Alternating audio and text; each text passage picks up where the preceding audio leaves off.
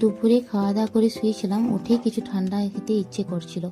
So hello everyone, তোমাদেরকে অনেক অনেক স্বাগত আমার ছোট্ট এই মিনি ব্লগে। আমি ফ্রিজ খুলে দেখি একটু তরমুজ রাখা আছে, কিন্তু দুধ ছিল না ঘরে, তো আমি তাড়াতাড়ি জিও মার্ট থেকে অর্ডার দিলাম। আর 5 মিনিট পরেই পার্সেলওয়ালা ভাইটা ফোন করছে কি গেটের পাশে দাঁড়িয়ে আছি, বাইরে এসো। তো আমি, আমার মেয়ে, ছেলে সবাই এসেছে পার্সেল নেওয়ার জন্য।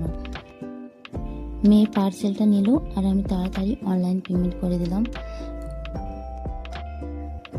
কিন্তু জানি না কেন স্ক্যানারটা কাজই করছিল না ভালো মতো।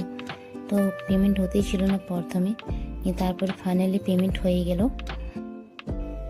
আর এদিকে দেখো বাবু কেমন দাঁড়িয়ে পার্সেলওয়ালা ভাইটার দিকে তাকিয়ে দাঁড়িয়েছিল। নিয়ে পরে পার্সেলটা নিয়ে চলে এলাম আমরা ঘরের দিকে, গেট বন্ধ করে দিলাম। আর তারপরে আমরা যাচ্ছি এবারে জুস বানানোর জন্য। আর এখানে আমি পার্সেলটাতে একটা চিপসও অর্ডার করেছিলাম, তো সেই চিপসটাই মেয়েকে ছেলেকে খুলে দিলাম, তার সাথে আমিও দু একটা খেয়ে নিলাম।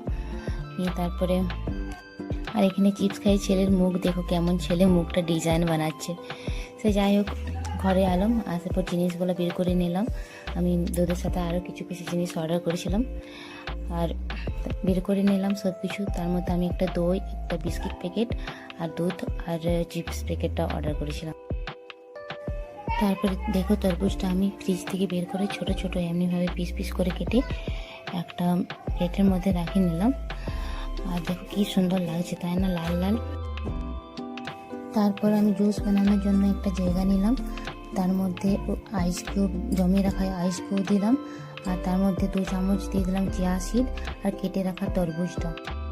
আর এর মধ্যে দেবো 2 চামচ রোয়াজ বা শরবত সিরাপ, আর একটু মানে যেমন তুমি মিষ্টি খেতে চাও তেমনি স্বাদ অনুসারে চিনি। আর তার মধ্যে দুধ প্যাকেটটা খুলে দিয়ে দিলাম, ভালো করে মিক্স করে দিলাম চামচ দিয়ে। বাস হয়ে গেল রেডি। এরপর এটা আমি গ্লাসে ঢেলে নেব। আর সত্যি এটা খেতে কিন্তু খুবই খুবই টেস্টি হয়েছিল, একবার তোমরাও বানিয়ে দেখো। সো এখনকার মতন এতটাই, টাটা। দেখা হবে আরও একটি নতুন ভিডিও নিয়ে।